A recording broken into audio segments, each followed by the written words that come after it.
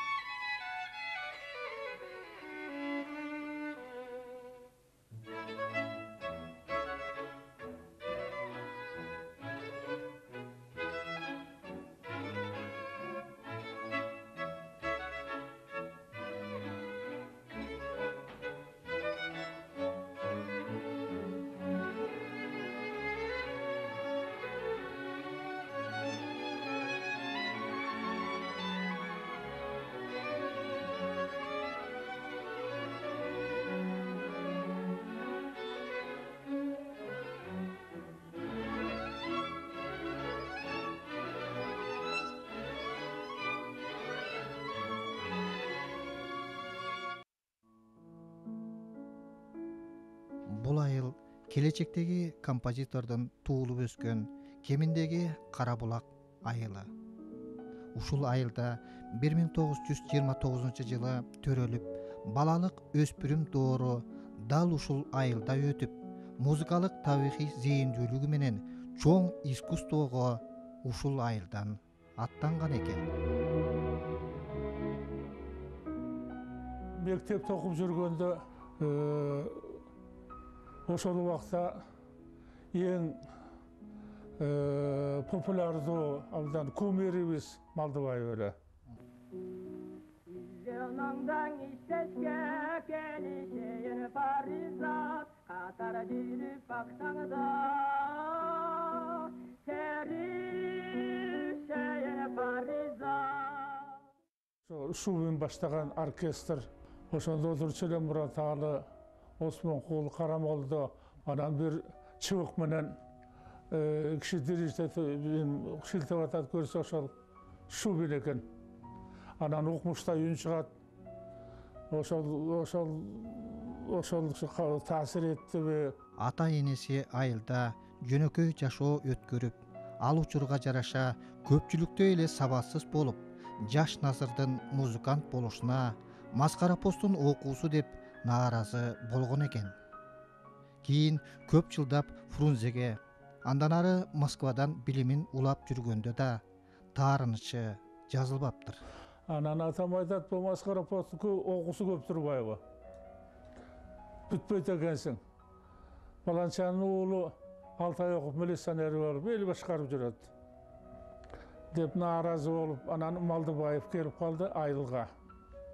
Биздин айылдан эле Абдас Малдыбаевич анан айтты, Абдас, менин уулум ошо Маскара постто окуп жүрөт ушул. Көп болду, бүтпөй койду деди. Анан жок, ал уулуңуз жакшы окуу, жакшы болот. Окуусу жакшы мендей болот дептир. Анан мындай чыбыгы болот, ошону мындай шилтеп койсо эле акча түшө берет. Десе, анда жакшы турбайбы? Ошондон кийин Маскара пост дегенде кичине токтотуп калды. Ошентип ал айылдык мектепти аяктаар менен бактысын сынап көрүү үчүн Борборго кадам шилтейт. Ал учур улуу ата мекендик согуш учур эле. Атап келгенде учур жанагы эл аспаптар оркестрине музыкант болуп кирдим. Ага чейин ошол жердеги жаш жигиттердин баарын тең согушка алып кеткен экен. Ошонун ордуна бир жаш балдарды алды.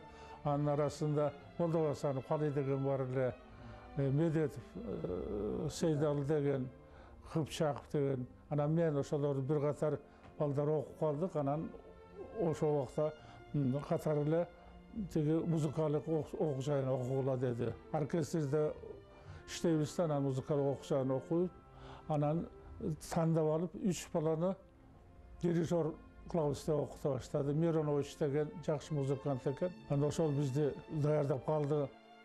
Anan bir yerde bütköndöyn anan Moskvanın studiyasına konservatuarın aslında. 1-2 yıl ayaktan okugandan keyin anan konservatuara konkurs menен konservatuara koydum. Anda 5 yıl okup kaldım.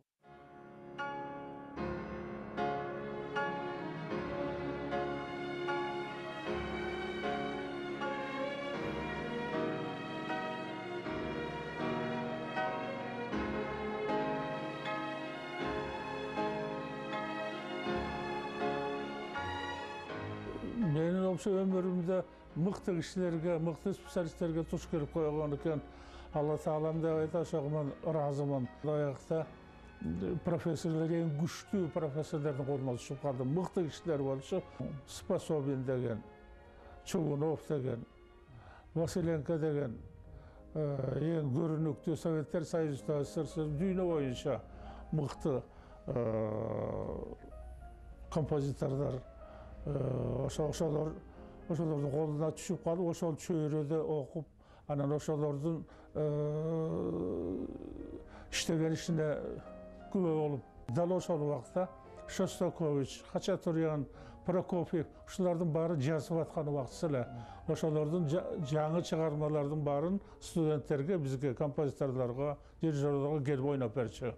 Hem dirijorluk kesip bul birden de erdaytda. Oşolordun arasında mıktı keyin düynölük mıktı dirijor bolup çıkıştı Svetlanov degen çoğ teatrдын главный dirijoru düynöde mıktı boldu. Rождественский degen barı bizden kursta adağı düynölük mıktı dirijor bolup çıktı.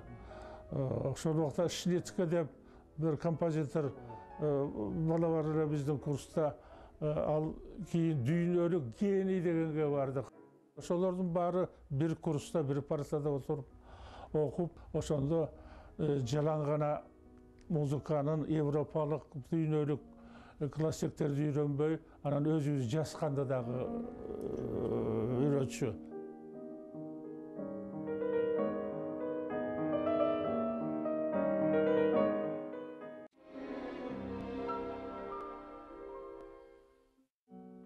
Bütüp kelgende gelsem orun jok. 56-njy ýyly. Oşantyp jürüp, anan emne kılam? Dep anan keyin eldeki aspaplar orkestrde jardamçı dirijor bolup barasyň dedi. Oşol wagtda komsomol güçöp turgan wagy festival oýuşturup atdyr. Birinci festival, andan keyin уже Udale dekada Kırgızstan iskustosyny derdaş gerek bolup kalçy. Benim oyunumda Moskvanın simfonik orkestri menen Kırgızstan simfoniyalik muzikasyny görsetdik. Ermatov'tun poeması, kantatası atkardık ırçılardan Bekmuratova. Jaman ötken jok, jakşı öttü da şonda maga dagı emge kızıl tordan berdi go.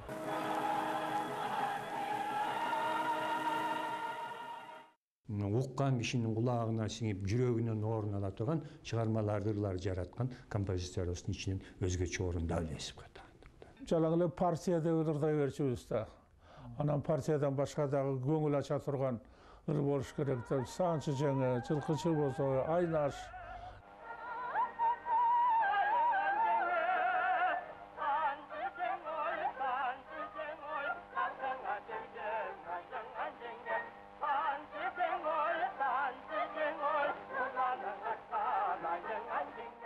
Tereң mazmundu talap kılıp, öte tatal bir tüzülüştörдү koldoonu menен jaratkan çıgarmalары da var.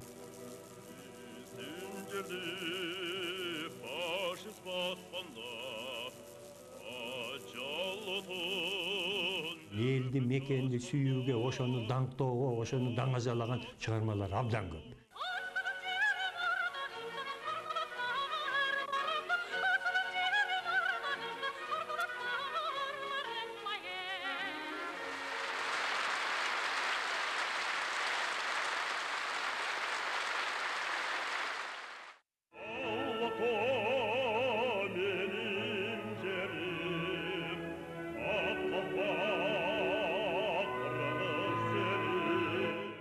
Menin esimde şu balдар üçün жазған хорlары. Qanday degen muzikalik saptar var bilem. Lenin atam süylögön, ozuyatın üyrenim.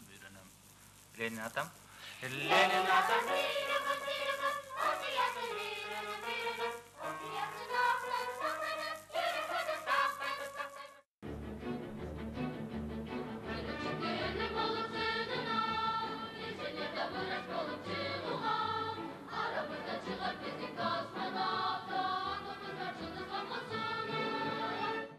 Birinci жолу ушул кыргыз коомубуздун ошол оркестрге күүнү толук ойнотуп киргизген дагы Насыр Давлесов агайыбыз болду.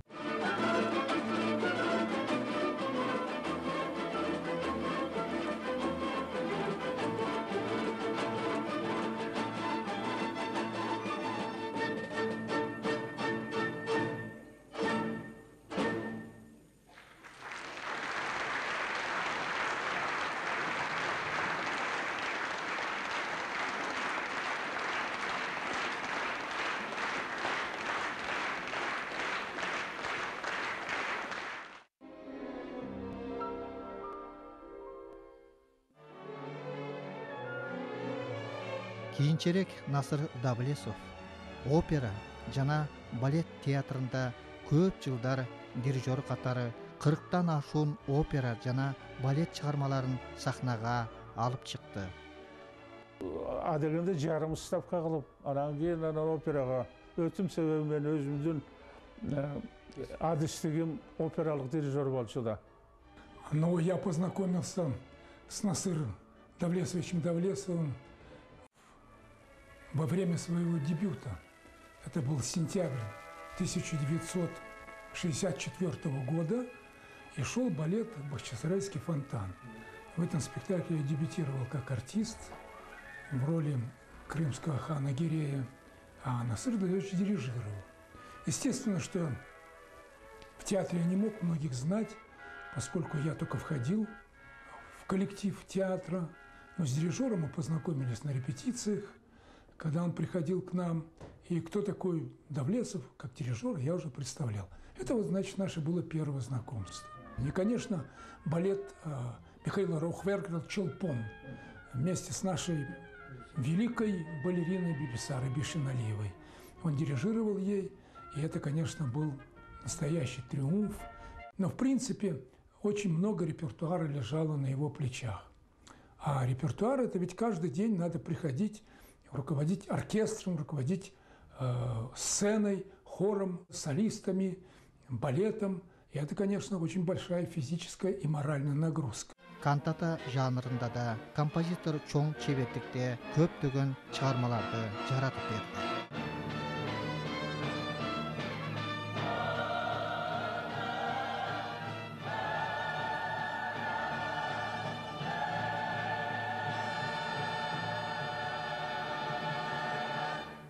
Массовый номер жазыш керек болчу да. Маселен концертти бүткүл жаба турганда, бүткүл концерттин катышкандарыдай турган концерт кылыш керек эле. Анан кийин ачылышында, анан кийин шаңдуу, ошол убактагы биздин мамлекеттин, партиянын өскөндөрүн жазып аткандарын шаңдуу жазыш керек. Ошон үчүн кантата керек болуп, кантата жазып жүрдүк. Ушундай сонун кантаталар мына бүгүнкү күндө жыйындарда кантатасы жок отурбайбызбы баарыбыз. Бүгүнкү күндө бир эстрадалык ырчы эле жаап калып атпайбы андай чоң концерт.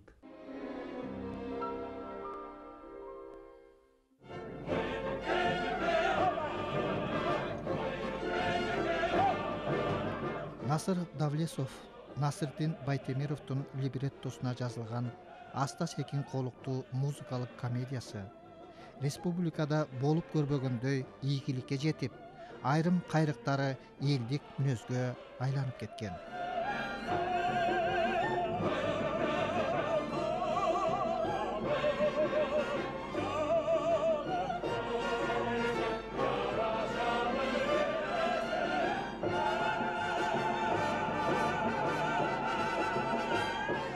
Бул иште мен бир нерсени байкадым, мына Аста Секин колтудан кийин. Биз баягы дүйнөнү дөңгөрөткөн чыгармаларды айтып жүрөбүз. Бизенин, Карменин, Риголеттаны, Айданы, мисалы үчүн Тоска андай мындай деп. Бирок мен ушул чыгармаларды көп көрдүм да театрдан. Баштан аяк уккулуктуу жазылбаптыр да. Мисалы Кармен'in эле 5-6 эле жери бар баягы увертюрасы, хабанерасы, анан берки Тореадордун ырлары сыяктуу. Калган жерин баарында уктап кетесиң да. Калган жери адистер үчүн эле жазылган да. А бирок мына Астас Экен Колтуну Наскевич башынан аягына чейин уккулуктуу жазган да. Бул эми оңой эмес. Бу музыкалык комедияны жазышы мага бир түрткү болду. Бир проблема. Кыргызстан опералык искусствосы кыргыз эмес вообще кантип өсүш керек. Кандай жол менен өсүш керек. Маселен Аршын Малаланды эл жакшы көрөт. Ал Азербайжандык, кыргызча, орусча баары жакшы. Анан кийин эгер чоң шаарларда болсо опереттага толтура келишет элдин баары тең. А Кыргызста эми үчүн болбоо керек.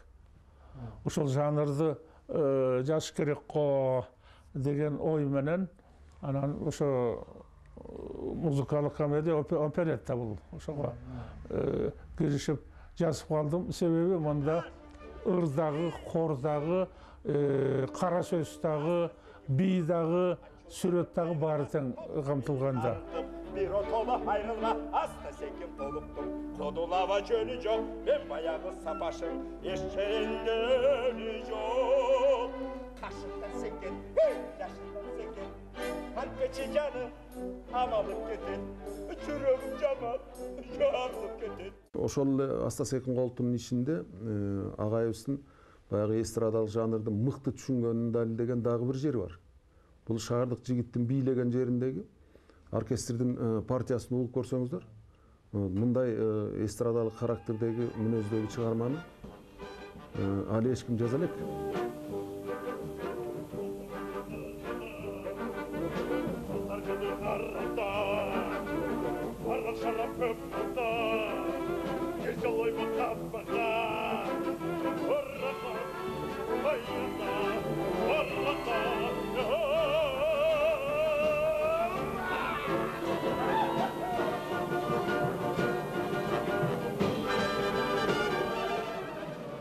Молдонукун алсаңыздар бир шумдук Мархабайды. Жеті соның ақчаның қағылайын, бирдің ақчабай бағынайын. Алла талам озыма келмес алған, ичер сонды таратып елге салған. Сөйлесем сөзім ақша бүтіндей өзім ақша, ақша, ақша, ақша.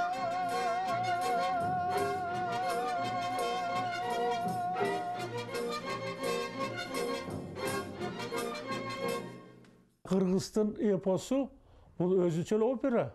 Операга жана драматургияга абдан жакыны Курманбек. Себеби Курманбек Тейтбектин образы уулу менен абдан мындай жакшы образ ошол. Анан достук, патриоттук деген Тейтбектин образы күчтүү образ. Эгер мындай ошо Шекспирдин эмесине окшоп кетет кээде Иван Грозный деп орустун кадимки эле чоң баласын өлтүргөн картинасы бар репиндеки. Ошол сыяктуу жана Борис Годунов деген сыяктуу Тейтбектин образы күчтүү деп анан ошо Тейтбекти алып жана биздеги ал убакта ырчылар күчтүү болчу. Мухтаров деген, Миңжилкыев деген.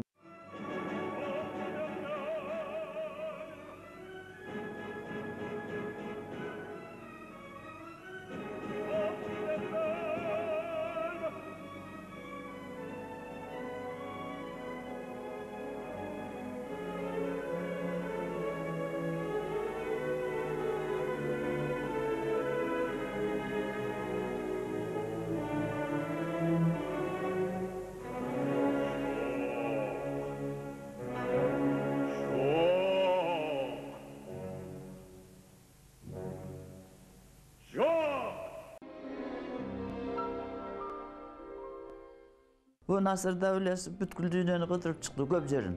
Чахан топ менен bir 10-15 киши оркестринде аткаруучулар.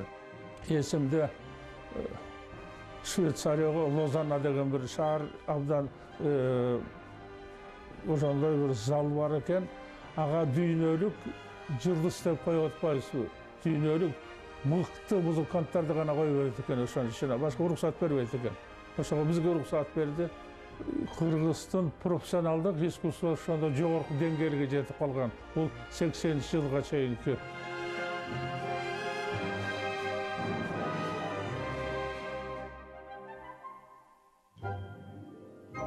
Masalan, чоң театрга барып биздин оюнду көрсөтүп аттык 1 ай бою.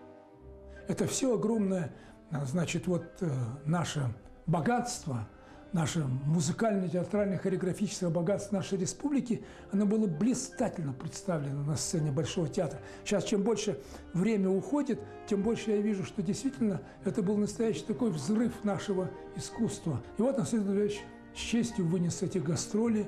Это было совсем непросто для него, непросто. Но он, так сказать, с этим делом справился. Ошо таланттуу адамды мыкты өсүп келаткан, дала ишин тарбиялagан адамдардын бири алдыңгысы Насыр Давлетов. Консерваториянын, анан культуранын эки улустун чогултуп туруп, ошо бир институт искусства кылып ачып, ошону иштеп калдым. И он очень много делал для того, чтобы создать научно-педагогические кадры. Это не так просто, особенно в области искусства. Он приглашал преподавателей из Москвы, Ленинграда, Киева, Ташкента, Алматы. Бүгүнкү күндө бүткүл ушул маданиятты азыр эмгектенип, жетектеп, башкарып, же болбосо эмгектенип өз салым кошуп аткандардын бардыгы мына ошол киши институт жетектеп отурумда бүткөн кишилер да.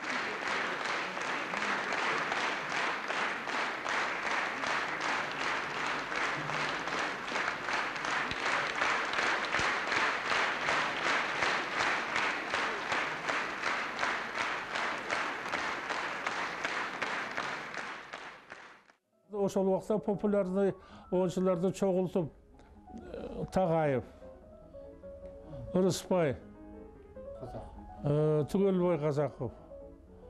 Анан кийин азыр абдан популярный болуп жатат ошолор. Анан кийин жана Керимбаев каза болуп калды. Ошолордун баарын чогултуп, анан окута баштадык. Биз туш-туштан келген жапайылар болчубуз. Анан биздин бирибиз мушташып жиндилек, бирибиз жалкоо элек сабакка барбаган, бирибиз дагы дөдөй чалыш элек. Ушу баарыбыздын кыял жоругубузду көтөрүп, көз жуумуп отуруп, акырып бүтүрүп турмуштун жолуна салып жиберди бул киши. Бул биздин эң алдыңкы мыкты композиторлорубуз Калый Молдобасанов, Насыр Давлетов экөө биригип, мына азыркы аткарылып жүргөн кыргыз элинин гимнисинин музыкасынын автору.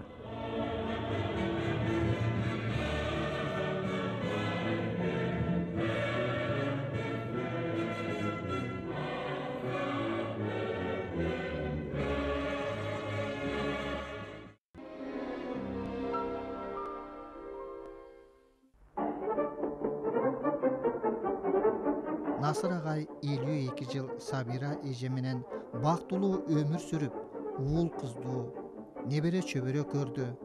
Эже менен кантип таанышып баш кошкон учурлар күнү бүгүнкүдөй эсимде дейт Насыр агай. Мен анда Москвадан келгенбиз, бийлеп, орыстың кыздары менен бийлейбиз, кыргызстардын кыздары бийлечүбүз. Азыр выбор темеле.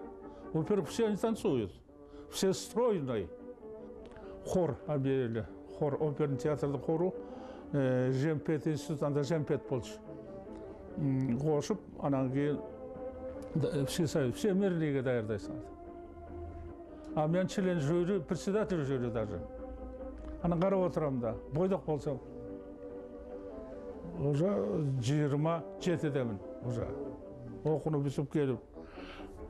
Анан барсам стройный экен, жакшы экен. Бул 17-де, мен 27-де. Анан 17 үйлөнүш болбойт, соттоп коет да. Анан день рождениясын өткөзүп, 18-ге чыгыш керек да. 18-ге чыгыш анан кийин үйлөнгөндө мен күйөө жолдошум Калый Молдобасанов эле. Мында худой арык болчу. Анан кийин көтөрүп алыптыр. Үйдөгү кишилер күтүп турганда, келин келет, тоскула. Көтөрүп алып, Калый көтөрүп келген Молдобасанов.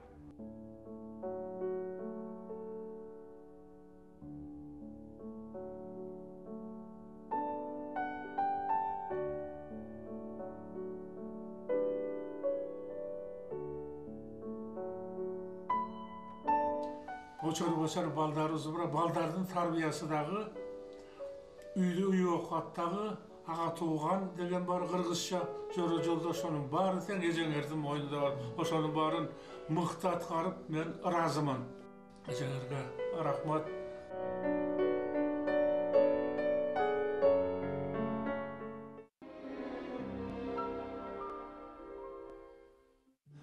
Конечно, вот эта плеяда наших замечательных музыкантов, Асан Ханович Махматов, Калым Алдабасанов, Насыр Давлесов, это вот удивительно, так сказать, повезло республике, что были у нас такие люди, которые были влюблены в искусство театра, в искусство музыки. Кыргыздын бир сыймыктанып жүрө турган өмүр жолунан, ишинен, баарынан, инсандыгынан үлгү ала турган бир мыкты фигурага айланды дейм. Биз кийинки муун өзүбүздөн кийинкилерге да айта жүрүшүбүз керек, өзүбүз да үлгү алышыбыз керек ушул кишилерден. Кыргыз улуту ол сакталып калса, кыргыз улутунун музыкалык маданияты өнүгүп өссө, сөз жок, Давлесовдун аты аталып, Давлесовдун эмгегинин, Давлесовдун салымынын баасы татыктуу берилет деп мен ишенем. Биз разыбыз. Ошол Насырды тегериктеп жүргөн жора жолдошторубуз. Мен өзүм разымын ошо Насырдын мүнөзүнө, мамилесине, өзүнүн жүргөн турганына, элге чоң кызмат кылып берди.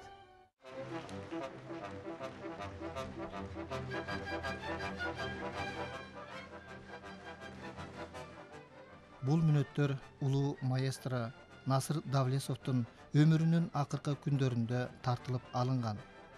Композитордун Астасекин колуктуу музыкалык комедиясынын жаңаланып коюлушунун премьерасында ден соолугунун кыйналып турганына карабастан, оорлуу буту менен дирижерлук пультка чейин жетип, Насыр ага искусствого, театрга арналган өмүрүн көз алдынан өткөрүп коштошуп жаткандай сезилди.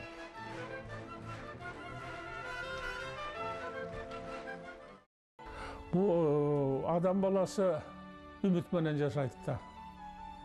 Ümit menен жашайт. Men ümitim эле ошо каалоом эле ошол жакшылык болсо, элимдин жакшылыгын көрсөм, элибизде тынччылык, жакшы көп өлкөлөрдү көрүп жүрөм, ошондой болсо, Кыргыздын эли, жери ошого татыктуу. Кудайга шүгүр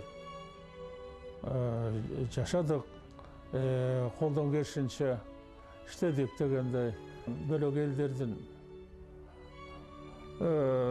калбай астында турса, эрдин атын эл чыгарат, элдин атын эр чыгарат дейт.